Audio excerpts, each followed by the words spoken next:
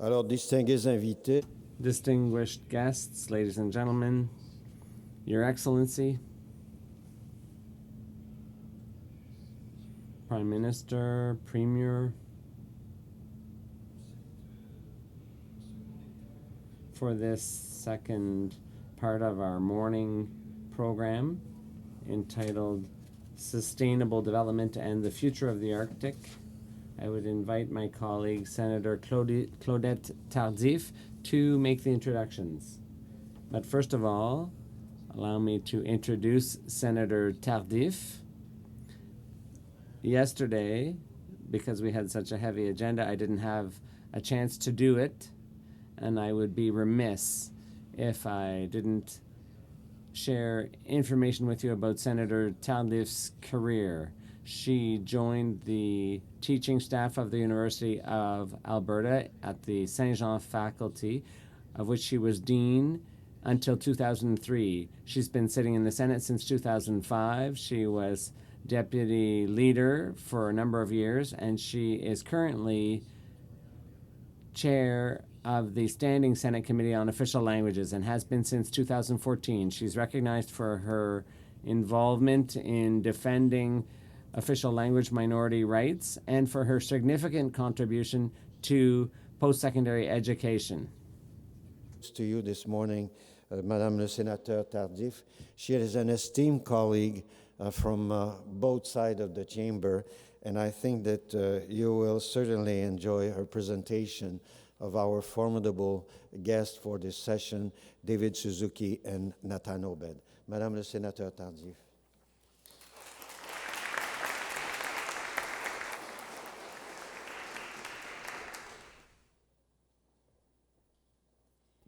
Merci, cher collègue. Thank you, colleagues.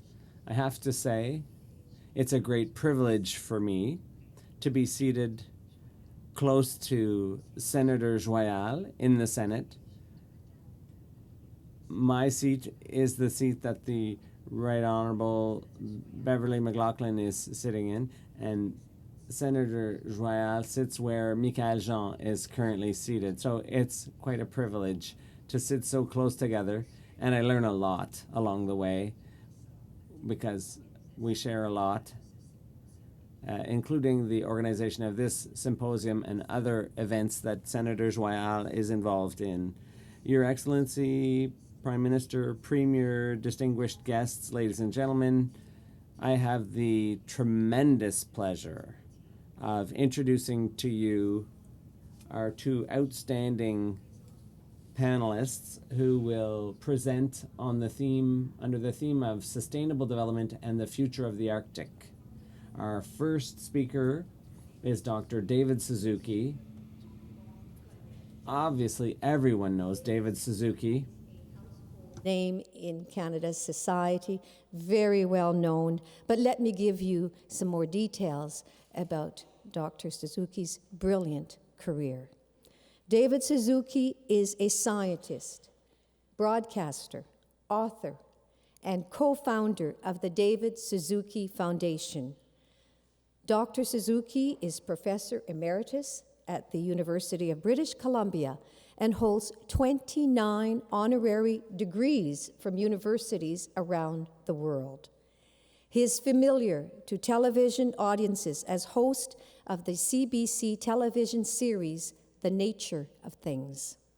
His written work includes more than 56 books, 19 of them for children.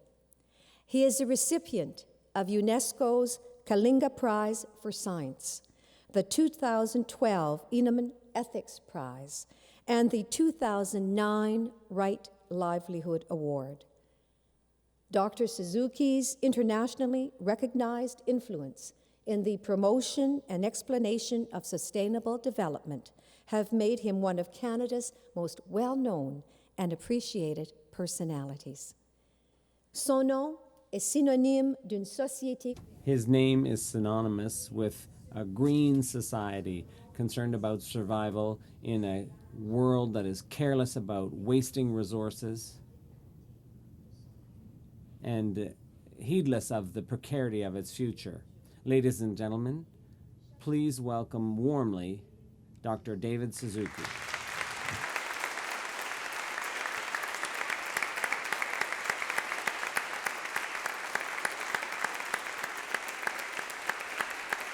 Merci. Thank you. Merci. Thank you. It's a tremendous honor to have the opportunity to share my ideas with you. Thank you very much, Senator Joyal. Unfortunately, I'll be speaking English. My apologies. Oh, two-legged furless apes. First, I would like to acknowledge that we are meeting on the traditional sovereign territory of the Algonquin First Nations. All across Canada today in our 150th year, formal meetings are opened with this acknowledgement of the traditional territory of the Indigenous people. It's a remarkable change from only a few years ago. We are one of the wealthiest nations in the world, and yet the first people whose territory we now acknowledge are the poorest. How can we hold our heads up in pride as a nation if this isn't redressed? But it's more than a social issue. We need Indigenous guidance today because currently we are on a suicidal collision course with the life support systems of the planet, and we need to learn from Indigenous people how to live sustainably in balance with nature. Scientists today call this period in geological time the Anthropocene, when human beings are the dominant factor shaping the physical, chemical, and biological properties of the planet. Once we talked about mega fires, giant forest fires, hurricanes, floods, droughts, tornadoes, and earthquakes as natural disasters, but not anymore. Remember the fires in Kelowna and Fort McMurray? Drought in southern Alberta, floods in Calgary, the Okanagan, Toronto, and Quebec?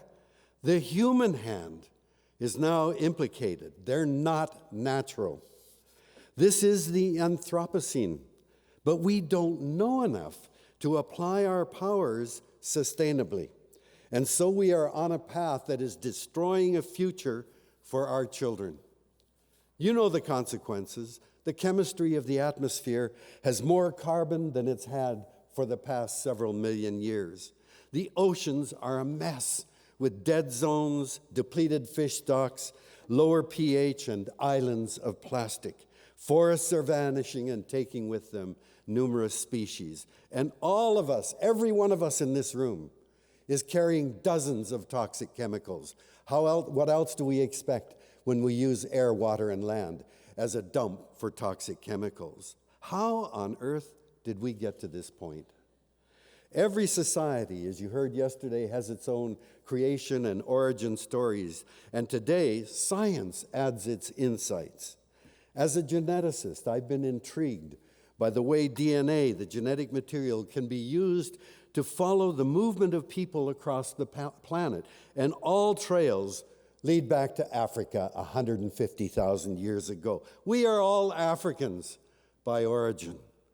And among all those animals that occupied the plains of Africa 150,000 years ago, we were not very impressive. There weren't many of us. We weren't very big, fast, strong. We didn't have any special senses. But our secret that led us in the blink of evolutionary history to become the dominant species on the animal was hidden.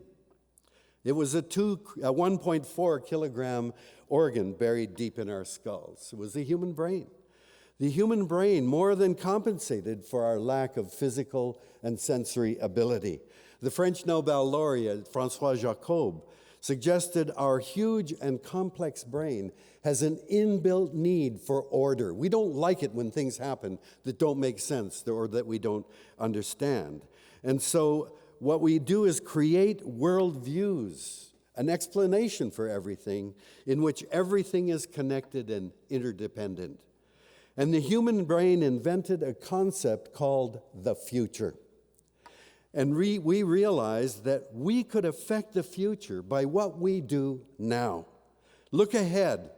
see where the dangers and the opportunities lie, and then deliberately choose to act in a way to avoid dangers and exploit opportunities.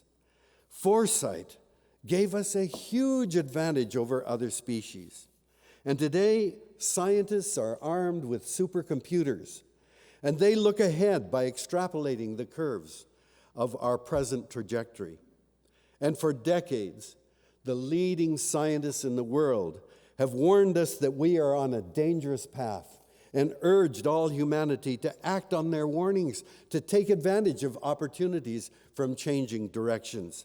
But now we are ignoring them in pursuit of political and economic agendas. Well, the Great Plains of Africa were where we were born. Over time, a few people began to move into new territories where there were new opportunities, slow-moving giant sloths, flightless birds that tasted yummy, lots of fruits and vegetables. But in these new lands where we came, we were an invasive species. We had no idea how it all worked. We had no experience in the new place to guide us. As we moved from place to place, we continued then the cycle of occupation and over-exploration over thousands of years, while those who remained in place had to learn to live differently.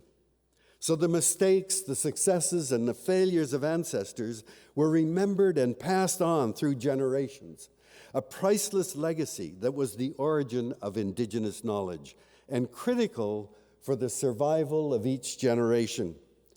Indigenous knowledge encompassed lessons that will never be duplicated by science. The only groups with track records of living sustainably for millennia are Indigenous people across the globe. This is what the Brundtland Report said in 1987, speaking of Indigenous people. Their very survival has depended upon their ecological awareness and adaptation. These communities are the repositories of vast accumulations of traditional knowledge and experience that links humanity with its ancient origins. Their disappearance is a loss for the larger society, which could learn a great deal from their traditional skills in sustainably managing very complex ecological systems. It is a terrible irony that as formal development reaches more deeply into rainforests, deserts, and other isolated environments, it tends to destroy the only cultures that have proved able to thrive in these environments. Canada is a very young nation, and science provides an origin story that extends back 10,000 years ago. At that time, it was covered by an ice sheet more than 2 kilometers thick. As the ice retreated, plants and animals took advantage of the newly exposed land, and following them were the ancestors of Indigenous people. Indigenous knowledge can never be duplicated by science.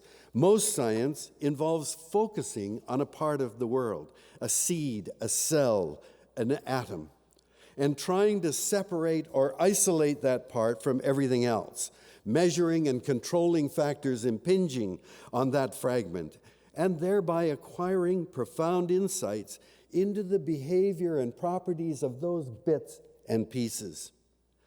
Ever since Isaac Newton suggested that the universe is like a giant clockwork mechanism, scientists have assumed by analyzing the pieces, eventually like an immense jigsaw puzzle, the pieces could be fitted together to create the whole. This approach is called reductionism and has proved very powerful in providing insights into the structure of matter, the genetic blueprint, or the energy that fuels stars. But as Nobel Prize-winning scientist Roger Sperry has pointed out, reductionism doesn't work because at each higher level of order, properties emerge that cannot be predicted on the basis of the properties of the isolated parts. The whole is greater than the sum of its parts. Furthermore, in isolating and focusing on parts, scientists lose sight of the context within which those parts function and have meaning. Over and over, Scientists rushed to apply their powerful but fragmentary insights, only to discover phenomena they didn't even know about. When Paul Mueller discovered that DDT selectively kills insects, he won a Nobel Prize in 1948. But after farmers began to use DDT extensively, bird watchers began to report a decline in birds, especially raptors like American bald eagles. Biologists eventually found the reason: biomagnification, the increased concentration of the insecticide up the food chain. The phenomenon of biomagnification, a biological phenomenon, was only discovered through the observed decline of birds. When atomic bombs were dropped on Japan in 1945, scientists didn't know there was a thing called radioactive fallout. That was discovered in Bikini years later. They didn't know about electromagnetic pulses of gamma rays or the possibility of nuclear winter. When chlorofluorocarbons, CFCs, were used as agents in spray cans, no one knew in the upper atmosphere ultraviolet light no one knew that the ultraviolet light from the sun would cleave chlorine-free radicals which scavenge ozone. So over and over, we apply discoveries only to find that we don't know enough to anticipate their long-term consequences. As we pursue the benefits of genetically modified organisms, artificial intelligence, nanotechnology, and geoengineering, we must always be aware of our ignorance and temper our rush to apply them immediately. 5 centuries ago, European explorers traveled to distant lands in search of treasures and opportunity, and thus they discovered lands, the Americas, Africa, Australia, New Zealand, already occupied by people with rich, vibrant cultures, but written off as savages because they looked and behaved differently from themselves. In a quest for riches, colonizers often saw indigenous people as impediments to their access to the land and tried to extirpate the people, their languages and cultures, by policies of genocide, confinement within reserves, or assimilation. And we heard all about that in Canada from Phil Fontaine and Ellen Gabriel yesterday. My grandparents were part of the continuing wave of settlers coming to Canada from Japan in the first decade of the 20th century.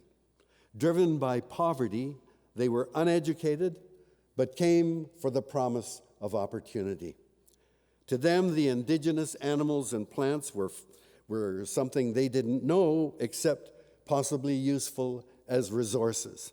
They knew nothing of the indigenous peoples of this land and learned nothing from them. They just wanted to make money and find security. My parents were born and raised in Canada, and like all of the other Japanese Canadian kids born around that time, they grew up without parents or elders. They were back in the old country. In other words, that generation grew up rootless.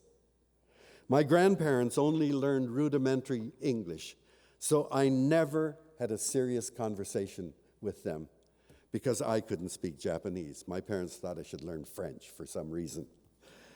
My values were formed by my parents, who married in the depths of the Great Depression of the 1930s.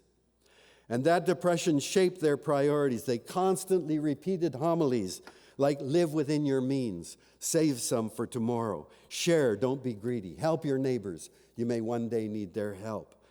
You have to work hard to earn money for the necessities in life, but don't think having more money or more things makes you a better, more important person. These hard-won life lessons for my parents came from the Depression, and they drilled them into us. But today they seem so quaint and irrelevant. World War II pulled America and Canada out of the Great Depression. But as the war was drawing to a close, the Council of Economic Advisors to the President were asked, how do we transform a wartime economy into a peacetime economy? And their solution was consumption. Let me read a statement from the retailing analyst Victor Lebo, who wrote, "Our enormously productive economy demands that we make consumption our way of life, that we convert the buying and use of goods into rituals, that we seek our spiritual satisfaction, our ego satisfaction in consumption. We need things consumed, burned up, worn out, replaced and discarded at an ever-increasing rate." But if goods are well made and durable, the market eventually becomes saturated. You only need one. Today, when expensive pants already have rips and tears in them, we know that durability is hardly a boast. And what better than disposability? Use something once, then throw it away. For an endless market for some product. Today, consumption is 70% of the American economy, and everything that is used comes out of the earth and goes back into it when we're done. For 95% of human existence, we were nomadic hunter-gatherers, carrying everything we owned on our backs as we followed animals and plants through the seasons. We knew we were deeply embedded in it and utterly dependent on nature for our survival and well-being. The agricultural revolution 10,000 years ago changed us from hunter-gatherers to farmers. And farmers know very well that they are dependent on nature through weather, climate, pollination, nitrogen fixation to make a living. In the 20th century, our species underwent another astonishing change. In 1900, there were 1.5 billion people in the world, but only 14 cities with more than 1 million. Most people in the world lived in rural villages because agriculture was still the dominant activity of our species. But by 2000, the population had grown fourfold to 6 billion, while the number of cities exploded to 400. And more than half of the world and 85% of Canadians now lived in big cities. Human beings were transformed from farmers to urban dwellers. A city is a human-created environment where we lose our contact with nature. Today, the average Canadian child spends less than 8 minutes a day outside and more than 6 hours a day in front of a television, computer, or iPhone screen. In cities, our highest priority becomes our job. We need a job to earn the money to buy the things we want, not need the things we want. And so the economy becomes our highest priority. But from an ecological perspective, the current economic model is fundamentally flawed and inevitably destructive. First, the things nature does that keep the planet habitable for an animal like us, pollination, filtering water, creating soil, exchanging oxygen for carbon dioxide, the nitrogen cycle, and so on, are dismissed as externalities, irrelevant to the economy. This is madness. Ecological economist Robert Constanza asked, what would it cost us if we had to do what nature does for nothing? He concluded it would add up, the cost to us would be almost twice the collective annual economies of all the countries in the world. And yet they have no value in the economic system we all run after today. And second, economists believe endless growth is possible, which it is not. Growth is a creed of cancer cells, and if unchecked, always results in death. But our blind obsession with growth prevents us from asking the important questions. What's an economy for? Surely the economy isn't the end, it's a means to something else. What's an economy for? Are there no limits? Are we happier with all this stuff? How much is enough? But we define progress as growth, as economic growth. Just ask a corporate executive or a politician. How well did you do last year? They're very quick. Within a nanosecond, they'll be talking about growth in the GDP, growth in profits, growth in jobs. The biosphere, the zone of air, water, and land, where all life exists, is our home. It's fixed and finite, and nothing within it can grow indefinitely. And I'm going to show you why the idea of the need to have endless growth is suicidal. Anything growing steadily over time, whether it's the amount of garbage you make, the size of your city, the amount of land you use, the population, anything growing steadily over time is called exponential growth. And anything growing exponentially has a predictable doubling time. So if it's growing at 1% a year, it'll double in 70 years. 2% a year, double in 35 years. 3% in 23 years. 4% in 17 and a half years. So we have a predictable doubling time. I'm going to give you an analogy of our system on Earth here. I'm going to give you a test tube full of food for bacteria. The test tube and the food is the planet, and the bacteria are us. I'm going to put one bacterial cell into that test tube, and it's going to divide every minute. So at time 0, there's one cell. 1 minute, there are 2. 2 minutes, there are 4. 3 minutes, there are 8. That's exponential growth. And at 60 minutes, the test tube is completely full and there's no food left, okay? So it's a 60-minute growth cycle. When is the test tube half full? Well, the answer, of course, is at 59 minutes. At 58 minutes, it's 25% full. At 57 minutes, it's 12.5% full. At 55 minutes of a 60-minute cycle, it's 3% full. So if at 55 minutes, one of the bacteria says, hey guys, we got a population problem. The other bacteria would say, what the hell have you been smoking, man? 97% of the test tube's empty, and we've been around for 55 minutes. And they'd be 5 minutes away from filling it. So bacteria are no different from people. At 59 minutes, they go, he was right. What do? Let's give the money to those scientists. And in less than a minute, scientists invent 3 more test tubes full of food. That would be like finding 3 more planets that we could occupy immediately. So they're saved, right? So what happens? At 60 minutes, the first test tube's full. 61 minutes, the second's full. 62 minutes, all 4 are full. By quadrupling the amount of food and space, they buy 2 extra minutes. And there's no way we're going to find 3 more planets anywhere close by. So all the talk, and every scientist I've talked to agrees with me, we're already past the 59th minute. So all the talk about growing the economy means accelerating our destructive path, and there are no other planets to take over. Business people and politicians get really angry at me when I say this. Saying, look at our stores, they're full of stuff. Look at our people, we're healthier, we're living longer. I make no apology. We create the illusion of well-being by using up the rightful legacy of future generations. Ask any elder in any community in the world, what was it like when they were children? Oh yeah, there have been a lot of progress socially in medicine and so on. But invariably, the answer comes back laced with the phrase, it used to be. It used to be so different. There used to be birds that would darken the sky. The rivers used to be filled with fish.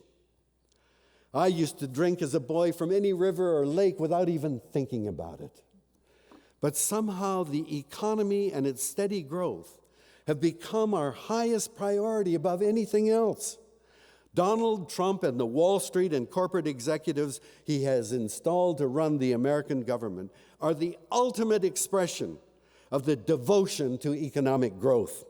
To hell with ethics, climate, or the health of all people. Just make money. The more and the faster, the better. As Prime Minister, Stephen Harper did all he could to prevent discussion of climate change and claimed, totally incorrectly, that to try to reduce our impact on climate would, quote, destroy the economy. Thus, he elevated the economy above the very atmosphere that keeps us alive and creates weather and climate. Yet of all the industrialized nations, Canada is the most vulnerable to the impact of climate change. We are a northern country, and for over 40 years, the Inuit have been telling us that the ice and the climate is changing. Canada has the longest marine coastline, of any country in the world. And when water warms, it expands. Sea level rise just from warming water will impact Canada more than any other country. And when the ice sheets of Greenland and Antarctica fall into the ocean, sea levels will rise by several meters. And then you think of the climate-sensitive parts of our economy: agriculture, forestry, fisheries, tourism, winter sports. Politicians who ignore or deny the reality of climate change are being willfully blind and already have put this country at great risk by failing to act strongly enough. Many of my fellow environmentalists now are saying the massive deposits of frozen methane in the Arctic, and methane is 20 to 80 times more potent a greenhouse gas than carbon dioxide. They are being released now. We know that they're melting, and could trigger a warming that in fact will threaten the very survival of all humankind. As battles rage over fracking, tar sands, pipelines, and megadams, we first have to decide as a society what we can all agree are our highest priorities. Then we can ask, how do we work out of this mess into the future? But we have to agree first. Let me suggest a starting point. We live in a world that is shaped and constrained by laws of nature, and there's nothing we can do about it. We have to live within it. Physics tells us we can't build a rocket that will travel faster than the speed of light. The law of gravity tells us if you trip on the floor, you're going to hit your face on the ground. And the first and second laws of thermodynamics tell us you can't build a perpetual motion machine. That's what physics tells us, and we live with that. Chemistry, it's the same. Chemistry tells us the properties of the elements, the atomic properties of the elements that determine melting points, freezing points, reaction rates, and diffusion constants. We live within that, and we know what we can or cannot create in terms of molecules in a test tube. And biology sets the maximum number of any species of plant or animal in an ecosystem or a habitat. Exceed that number, and your population will crash. And that maximum number is set by what's called the carrying capacity of an ecosystem or habitat. Well, humans aren't limited to an ecosystem. We're smart. We can adapt to different conditions, but we still live within the biosphere, which is fixed. And we know, and of course, there will be limits to how many human beings can be sustained indefinitely. Of course, for humans, the impact on the environment is a function of both number and how much we use per person.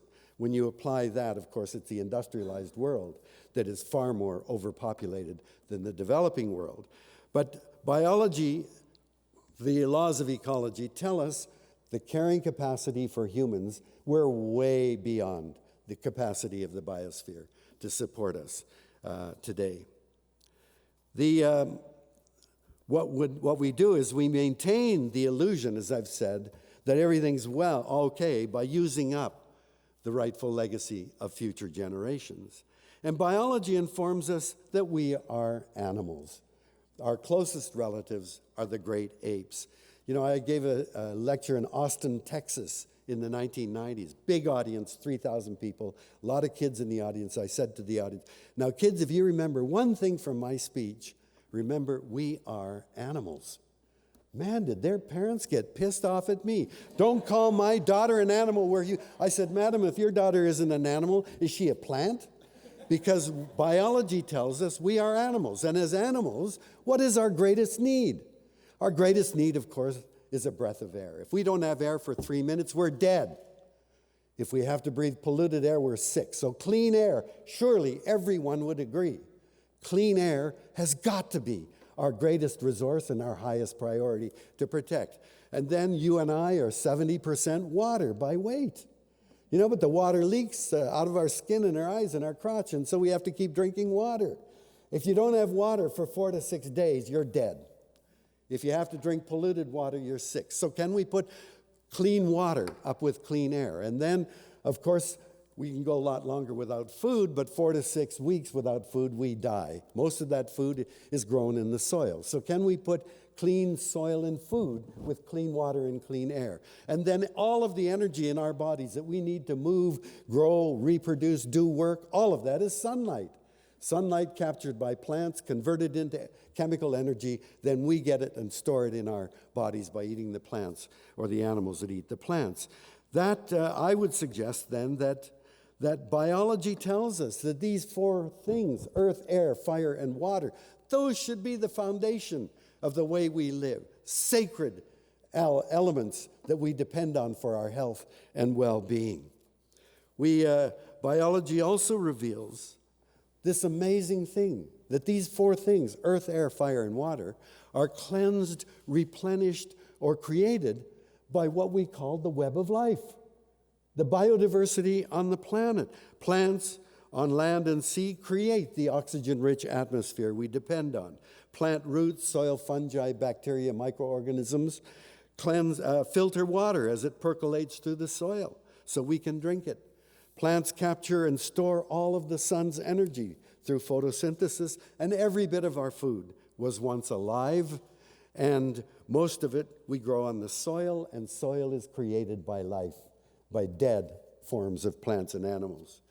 Today, human activity has set us on a suicidal course, undermining the very life support systems of the planet to maintain our high consumption, economic growth strategy.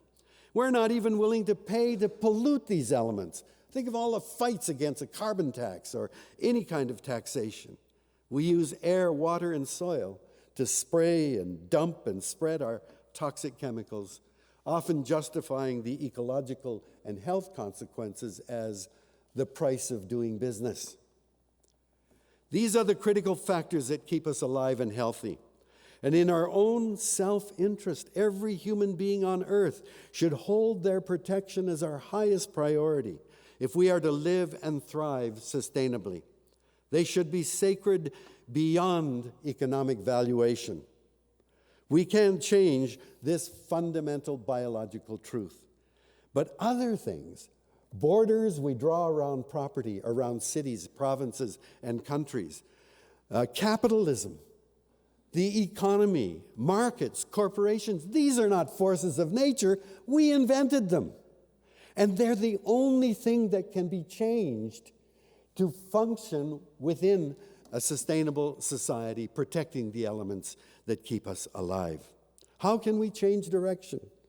And here, the remarkable fact that we should celebrate is that remnants of indigenous cultures that have survived 150 years, despite Canada's efforts to expunge them from our midst.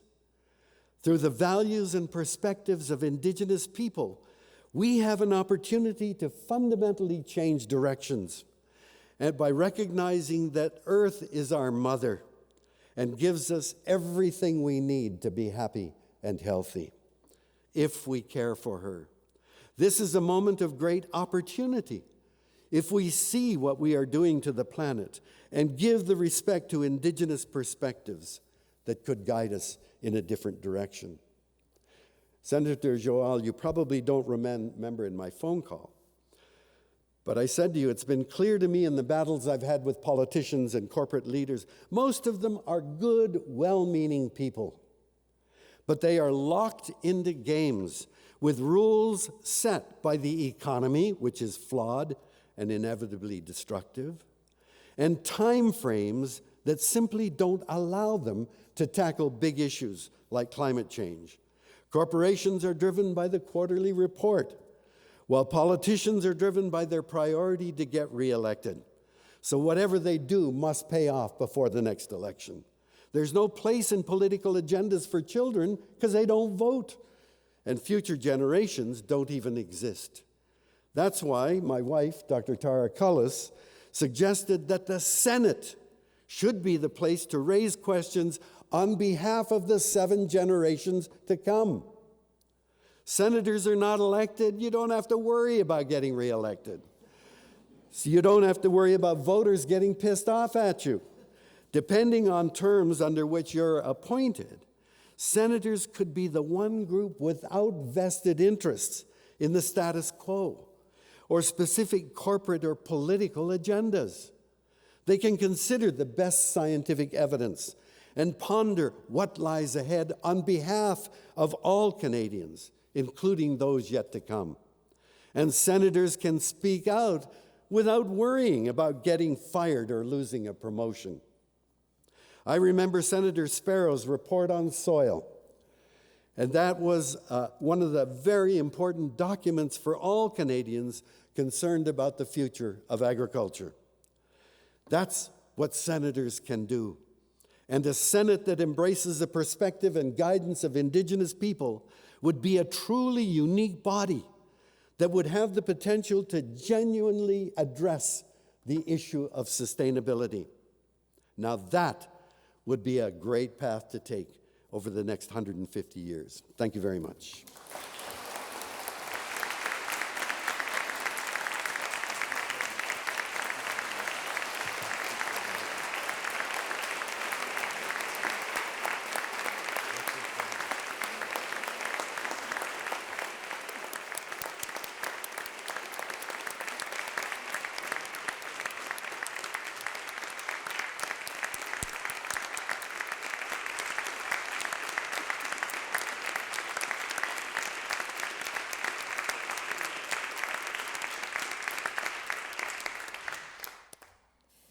Wow. Dr. Suzuki, you have delivered a powerful message, and you are a very forceful spokesperson, challenging each of us to consider the implications of our human hand on the planet. And as you have stated, the human hand is on a dangerous path, a path which can destroy the future for our children. And you have vividly demonstrated how growing the economy has become our biggest priority at the expense of how we live within our biosphere. You have challenged us, and we thank you for shaking us up out of our complacency and for making us face what should be our real priorities. And you are right. It is an important role that the Senate can play. And thank you for speaking of the work that the Senate can do. And we have Senate committees who are undertaking very important studies at this moment, which are addressing key societal issues. But Dr. Suzuki, let me assure you that we will certainly consider what you have suggested to us today. Thank you. And you've also reminded us of the importance of Indigenous guidance and Indigenous knowledge, because they have survived over many years within their ecological system. Thank you. And our second speaker will speak to us about Inuit knowledge and Aboriginal Indigenous knowledge. Our next presenter is Natan Obed. Natan Obed is the president of Inuit Tapiriit Kanatami, the national organization representing Canada's 60,000 Inuit, founded in 1971. Originally from Nunatsiavut, he obtained his BA with honors in English, with a concentration in Native Studies from Tufts University in Medford, Massachusetts. He has devoted his entire professional career to help improve the well-being of Inuit. As a strong advocator and negotiator, he has helped to protect Inuit rights, culture, knowledge, language, and environment in Canada. Il est de la nouvelle génération des... He is part of the new generation of enthusiastic young leaders that has come from climate change and global warming in the Arctic. He cools off, as one might say, on the ice with a game of hockey. Too bad those Senators lost yesterday. But I like Sidney Crosby, I must say. So there we go. Natan Obed, please, we welcome you.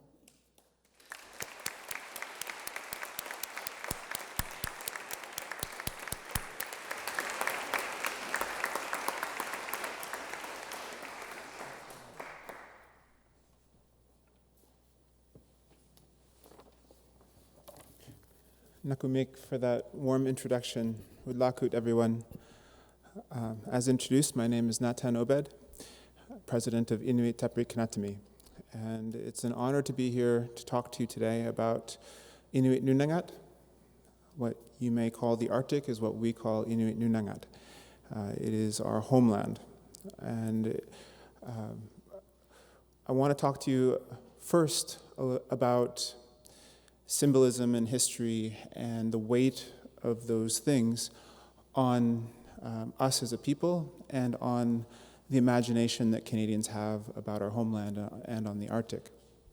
I'm struck when I come to Center Block of the imagery that's displayed throughout Center Block. The portraits of former prime ministers, the ever-present pictures of the Queen at various years of her life, the lions and the other regal images that associate this parliamentary process in the Senate.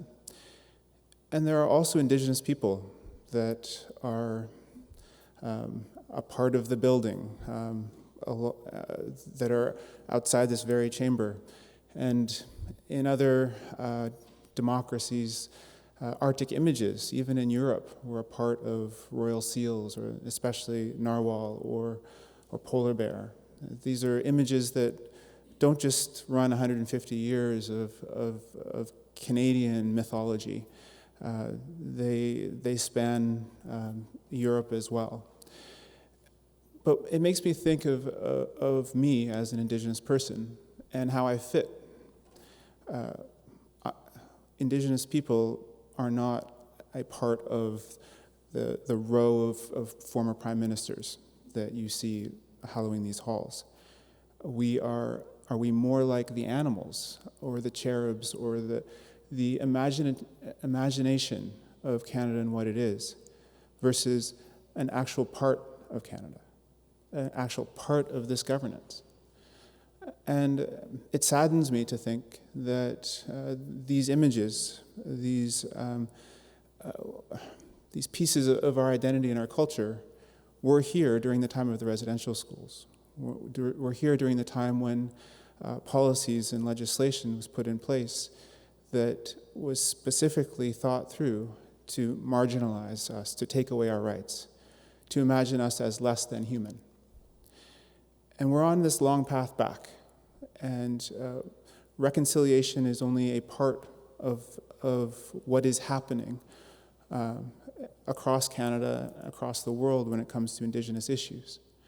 And for Inuit, we play a very clear and specific role within the Aboriginal context in Canada, if you're using constitutional language, the Indigenous discussion, if you're using contemporary language that this government has swapped out from Aboriginal, or if you look through Supreme Court cases and the growing evidence and mounting evidence of our rights and the explicit place that we play within Canada.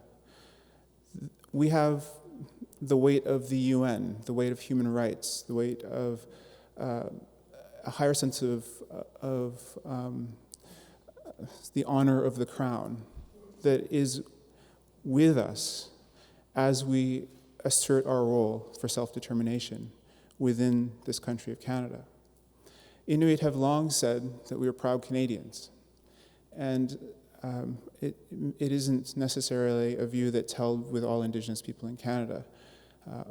The late Josie Kusugak, who is somebody that is very dear to me, who is the president of Inuit Tapiriit Kanatami, coined the phrase, "First Canadians, Canadians first." And that is the way that most of us, most Inuit, describe ourselves to Canada and to the world. As we are proud Indigenous people, we're proud Inuit, but we don't feel like we have to give up or to somehow not be at peace with being Canadian as well. We cheer for Team Canada. We accept that we are part of this great democracy. But the time has come now to think critically about where we are going. And if we truly want a reconciliation moment, we have to imagine a future that isn't built upon the dysfunction of the past. And I'll start with a conversation about, in this country, and within Arctic studies, and broadly within North America, within Indigenous studies, in the late 1800s, it was imagined that Indigenous people would disappear, that it was only a matter of time, that our cultures, our societies, our languages, and us as people would just die out. And this was based on a number of very unsound principles, but also on an explicit government-focused genocidal program for Indigenous people. Taking our lands, resettling our people, not providing the same services for Indigenous people that you do for the rest of your society, not imagining Indigenous people within legislative policy or with programs or services that you deem appropriate for all other people in your society. So we have been forcibly removed from a lot of these policy debates for the entire history of this country. And don't think of it as a historical footnote that I'm bringing to you today just to say that it happened. It is still happening to Inuit. And this is then the imagination that I believe that we all have to have about where we are today versus, and then where we want to go moving forward. I really appreciate having the wisdom of David Suzuki precede my presentation, and I feel a little bit guilty about being a politician at this moment, but I recognize the truth in the words that you say about the systems. But I am an optimist at heart, and I believe that good people, even good politicians, can actually make a tremendous difference in the way that the country thinks about itself and the way that legislation, policy, and programs are changed to affect the common good of our people. And I'm thinking about different points in our history in Inuit Nunangat that we know as people who've lived through them that then underpin the reality that we have today. If you think about why it was that we were imagined that we were to die out, you think of 1918 and Spanish flu, which was a global pandemic. But in the region that I come from, Nunatsiavut, one of our communities was completely wiped out, Okok. And there's actually a National Film Board video called The Last Days of Okok, which was made in 1985 that I recommend people watching. But the destruction that colonizers brought to us, and then the lack of interest in guarding against that destruction, is a part of our history. The tuberculosis epidemic that happened in the 1950s in Inuit Nunangat across the Canadian Arctic, and the fact that the Canadian government mobilized ships to bring infected patients to sanatoriums in the south for sometimes 1, 2, or 3 years, and didn't bother to tell families whether or not the people who had died actually had died or when they were coming home, especially for young children who were sick when they left, were never told where they were going, when they might be back, or if they died, that they had died at all. This is a part of our history. It's a part of today because those connections for health service delivery that were established in the 1950s still are alive today. So the north-south links that we have between our homeland and our service provision for most of our health services follow those same lines, those historical lines, and also follow the same principles, that we cannot serve your people in your homeland. We cannot serve your people in your language. We don't necessarily even have to tell you why we are doing the things the way we are doing them. You should be satisfied just for the very fact that we acknowledge that there is a problem and that we are able to give this to you today. Today, our tuberculosis rates are 330 times the average of all other Canadians who are born in Canada. Tuberculosis as a disease is one is thought of as from immigrants who are coming from developing countries who come to Canada who need treatment. The idea that in this country today, this country is not able to mobilize against tuberculosis is inconceivable, especially for a population of 60,000 people. We know where Inuit live. We know where the TB is happening. And yet, there is no political will to actually solve the problem. The medical model for the solution has been around for now, I would say, 50, 75 years. The understanding that we have now through modern science about how to treat TB, how to cut down the time to identify active tuberculosis, the contact tracing, all those different public health mechanisms, we know and have been proven to be effective across the world. But somehow, Inuit are not Canadians enough for the federal government or provinces and territories in which Inuit live to provide a solution. And it's pretty profound. And I can go through a number of different social indicators that all point to a profound lack of interest in having the Inuit population imagined as a part of the Canadian population. If you look at our housing overcrowding rates, which stand at 40%, and you imagine that we were coerced into communities in the 1950s, we have only known severe overcrowding in our communities. We have only known a lack of basic infrastructure, a lack of respect for education services. This is the only reality that Canadian Inuit understand about the way in which the Canadian government and provinces and territories deliver services to Inuit. And yet, we call ourselves proud Canadians. And I think it speaks to our resilience. We are a resilient people. If you fly to the Canadian Arctic and you look down and you've never been to the Canadian Arctic before, I guarantee you that you will wonder how people lived in the Arctic. But juxtapose that with the way that we see the world, and we fly over the Arctic, and we see places where we camp in the spring or in the fall, or where the lakes where the Arctic char are in the winter, the places where our caribou have calving grounds, or the inlets where there are polynya, where we know that even in the coldest day in winter there will be open water and there will be the chance to get a beluga or a seal. And that, I think, is part of the difference in this country when people and governments look past other people's realities and other people's knowledge, and also then their political place in the world.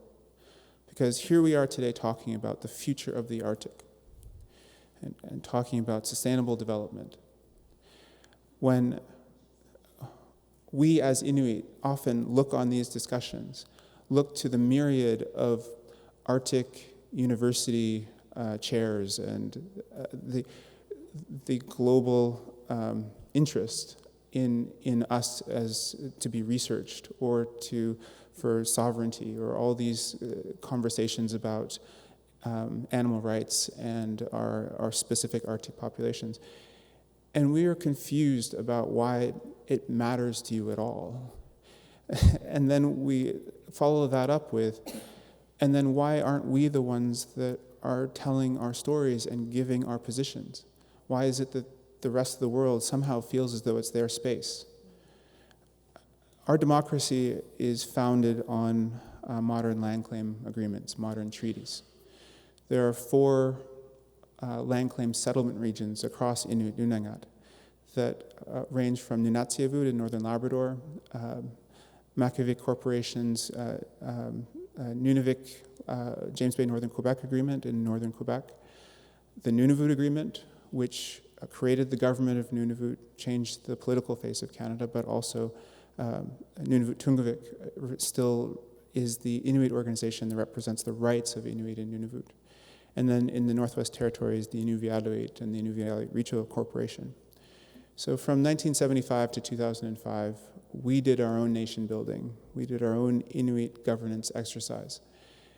We already were owners of Inuit Nunangat, even though we don't imagine ourselves in a fee simple capitalistic understanding of the word owners. We've had to really come to terms with the fact that we have to speak in that language when our elders, especially in the land claims period, really had to be convinced that this was something that we could even say to the government of Canada, that we somehow own this land. I think back again because of me being from Nunatsiavut. Moravian missionaries settled Nunatsiavut in 1771, and they got orders in council from the British government to set up mission stations because Inuit in northern Labrador were a hindrance to the whaling and fishing interests of Britain at the time, and they were concerned that they were getting in the way of the work, and so they provided the opportunity for Moravian missionaries to come and basically colonize Inuit. And the logs exist. They're German missionaries. They're orderly, lots of detailed notes. So the record survives about these first contact. And it was kind of an amazing look into life of one particular colonial moment, where you have a benevolent person in their mind coming and saying, we want to buy this land from you. And Inuit on the other side saying, there's lots of land, and we don't own it. So why would you buy this from us? And then the conversation continues, well, we need to do something, otherwise we won't have the ability to build here. So it's that certainty that from the very second of the colonial discussion is demanded of Indigenous people to an incoming power. And in the end, Inuit just weren't interested in mobilizing in the way that this representative of the Crown really was wanting them to. So he basically made contracts with all the families in the surrounding region. And it's not necessarily detailed what was given to them, but that was the land transfer. That was the beginning. That was the genesis of 250 years of Moravian occupation in northern Labrador. And this is an important story because it gets to the heart of now what we're trying to undo. What this country is founded on, the rules, the policies, the programs, they have never, ever considered the interest of Inuit within the development of them. Yes, we may have been consulted. Yes, we may have had the ability to be a part of a standing committee or be a part of your political process. But we need to go beyond that. And we need to recognize that we now do have land claim agreements. And the implementation of those land claim agreements implicates the honor of the Crown, implicates the very basic nature of the relationship between Inuit and Canada. We also need to recognize that Inuit are Canadians, and that what we want for ourselves and our families, we also would like for other Canadians. And that is a very Canadian thing to feel like you're a part of, that we have universal health care, that we are a friendly, giving people. But we have huge holes in that tapestry we weave. And I'm here to not judge you all on that. I'm here to say that we're still here wanting to partner with you to create a better Canada, to lift up populations that need help, to not only just accept that there are Indigenous people in this country, but respect our rights, respect Inuit governance. I am the president of Inuit Tapiriit Kanatami. I am the national Inuit leader. It is not a position that I take lightly, and it is at its base an Inuit democracy that comes from every single Inuk that is registered within a land claim agreement, who votes for their presidents, and those presidents sit on my board and vote for the national Inuit leader. They elect me. Canadians don't necessarily know or care about this. I'm saying you should, and it's not because I have some sort of ego. It is because there is an Inuit democracy that sits alongside the Canadian democracy. And we have chosen to try to work with you, to work with Canada to make it all integrated. And the UN Declaration on the Rights of Indigenous People is very instructive. Our land claims are instructive. Supreme Court cases are instructive. But then it comes down to actually doing it. And so the creation of an Inuit Nunangat policy space that we could reimagine what we do in federal budgets or in allocations or programs or services, and imagine that we get out of the boxes that we have created ourselves in this country. So Atlantic, Quebec, Northern region, this country is divided into very specific policy spaces. And within the Indigenous policy space, it usually just starts and ends with the Indian Act. Inuit are not a part of the Indian Act. We aren't governed by the Indian Act. We pay taxes. We are another thing altogether. Yet there is no policy space ever that is considered for us as one of the 3 recognized Indigenous peoples in this country. So there are very easy things to start with. Social equity is a difficult thing and can happen over time. And we're patient and we're resilient and we can make it happen. We're not expecting the world today, but we are expecting the world to change incrementally. And we're expecting in this time where we talk about reconciliation, we talk about how much Indigenous peoples mean to Canada, that it goes beyond words and that your life actually changes because of it. And it's not to say that we're asking Canadians to give up their wealth, give up their own identity, and replace it with something that was taken away 300 or 400 years ago. It is to say that we can still do something today, that we can respect each other, we can respect Indigenous human rights, and we all have a role to play in building a better Canada. And for Inuit, we don't just see it as our own issues only. In many cases, when we hear about floods or other natural disasters all over the world, Inuit are some of the first to donate, some of the first to be compassionate about other people who are going through difficult times.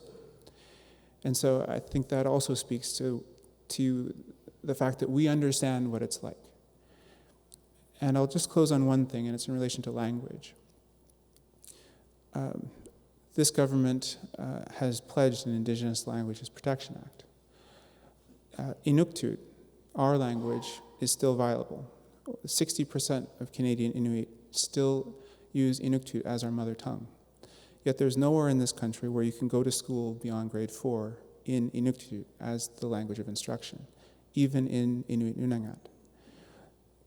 We are in the process of unifying our written language. And to my knowledge, it's one of the first times this has happened in North America, where we are taking back our language. It was missionaries, governments, individuals who created the written language that we now use. And there are many dialects and many ways of writing it. And we are saying, this is our language, we are going to repatriate it. We are bringing it back. And it's with that process that is already started by us that I think other Canadians can help us. That you can make space for meaningful change in the way Indigenous languages and our language, Inuktitut, is uplifted into a space where for us there should be no difference between English, French, Inuktitut in the way that we access funding for promotion, the way we access services in our language, in our communities, the way that our education system is run. The media that we consume doesn't have to be English all the time. That we can do that, and we have the wealth and the imagination and also, I believe, the initiative to work through this together. I really appreciate the opportunity to speak to you all today, and nakumik.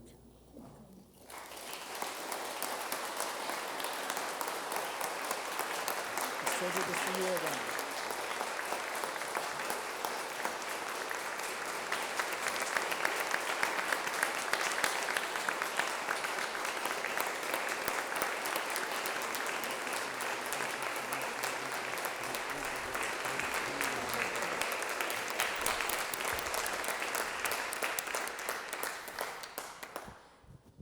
Thank you very much, Natan, for sharing with us the Inuit story, your story, some of your history, some of the concerns, and some of the hopes that you have for the future. 2 statements that you made really resonated with me.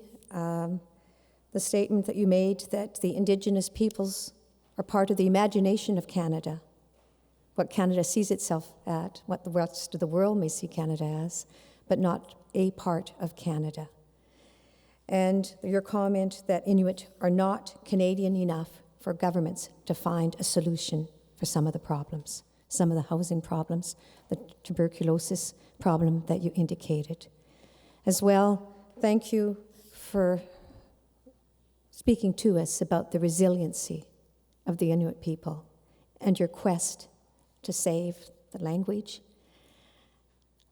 I'm very, very supportive, of course, of official language policy in Canada, but I certainly know how important one's language is to the maintenance of a language and culture.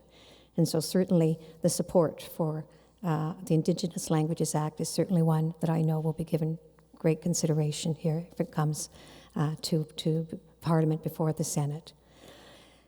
I want to thank you for your very strong words.